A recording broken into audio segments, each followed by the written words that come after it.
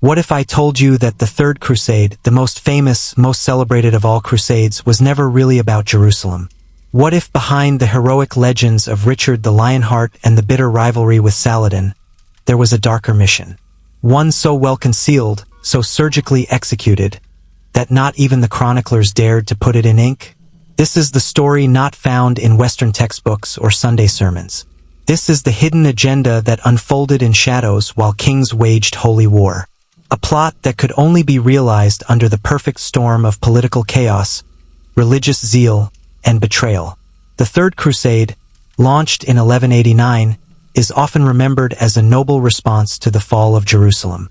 But dig deeper and you'll find inconsistencies, moves that make no strategic sense, alliances that defy logic, and a strange pattern of decisions that benefited no one, except those who wished to see the Byzantine Empire fall from within. To understand the hidden goal, we must go back, not to Jerusalem, but to Constantinople. The Byzantine Empire was not only the eastern bulwark of Christendom, it was a theological thorn in the side of Rome. Ever since the schism of 1054, Eastern Orthodoxy and Latin Catholicism had existed in uneasy hostility. Pope Urban II may have preached unity when he called the First Crusade, but in the decades that followed, that unity unraveled into suspicion. Byzantium had the wealth. Byzantium had the legacy of Rome. And most dangerously, Byzantium had the claim to the true Christian empire. To Western powers, especially the rising feudal lords of France and the Holy Roman Empire, this was a problem. Byzantium was a rival dressed as a brother, and the Crusades offered a perfect excuse to move armies east without raising alarm. Now imagine this: in 1187, Jerusalem falls to Saladin. Panic spreads through Europe. Pope Gregory VIII calls for a new crusade, one so massive, so righteous, that kings themselves must take the cross. And they do. Richard of England, Philip of France, Frederick Barbarossa of the Holy Roman Empire. But here's where things begin to unravel. Frederick Barbarossa, the strongest of the three, takes a land route, marching his army directly through Byzantine territory. But instead of cooperation, he meets hostility. Manuel I Comnenos, the Byzantine emperor, had died just years prior. His successors were weak, and anti-Latin sentiment was boiling. Byzantium feared Frederick as much as Saladin. And Frederick? He had no patience for diplomacy. Reports emerged of skirmishes, pillaging of Byzantine towns, and even whispers of a planned coup in Constantinople. Was it retaliation, or was it premeditated? Some letters suggest something more. In a document later uncovered in the archives of Regensburg, Frederick's chancellor referred to Constantinople as an empire in decline, yet a gateway to Providence. That phrase, gateway to Providence, has been debated for years, but some historians now believe it referred not to the Holy Land, but to a new seat of power, a Western takeover of Byzantium itself. Frederick died mysteriously in 1190 while crossing a river in Cilicia. Officially, he drowned, but his death was sudden, convenient, and suspicious. His army, leaderless, fractured. Some returned home.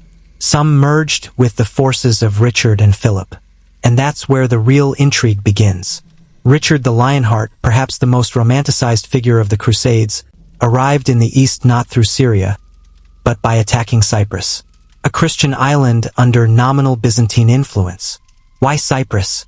Why, with Jerusalem in Muslim hands and time ticking, would Richard divert his forces to conquer an island? Because Cyprus was a key strategic asset. It gave Richard a naval base, a trade hub, and, more importantly, a foothold just miles off the Byzantine coast. Richard sold Cyprus to the Knights Templar, who then passed it to Guy de Lusignan, the former king of Jerusalem and a loyal Latin noble. This move placed the island permanently in Western hands. It was the beginning of a pattern. Richard, under the banner of Holy War, began carving out permanent Latin presence in the Eastern Mediterranean. Not for Jerusalem, but for control, power, and indirect pressure on Byzantium. Then came the deals with Saladin. Though history paints Richard and Saladin as eternal enemies, the two communicated often. They respected each other, negotiated, even proposed marriage alliances.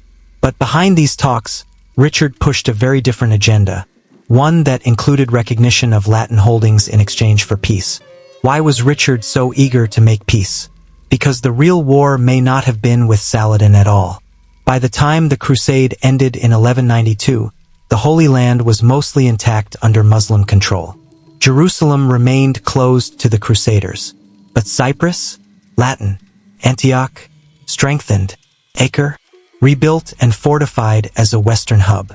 And Constantinople, wounded.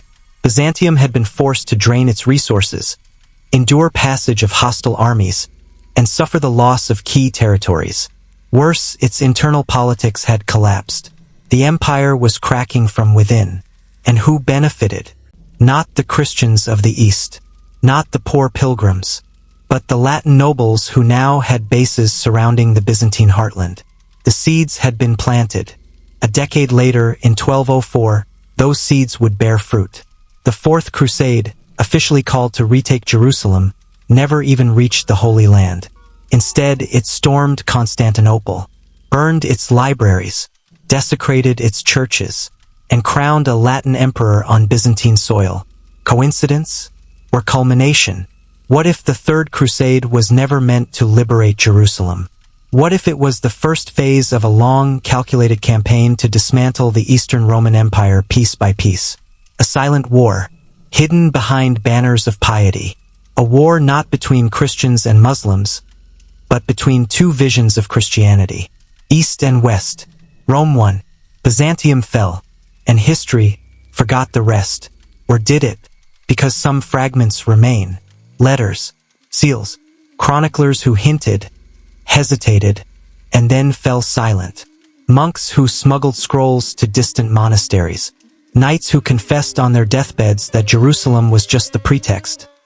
The real prize was the throne of Constantine. Today, we read about the Crusades as if they were holy wars, as if they were about God, salvation, relics. But perhaps that was just the cover story. Perhaps the real crusade was waged in whispers, in councils and cathedrals, in shadowy deals made between popes and kings. And if that is true, what other truths remain buried beneath the ash of Constantinople? History tells us what happened, but dark history tells us why.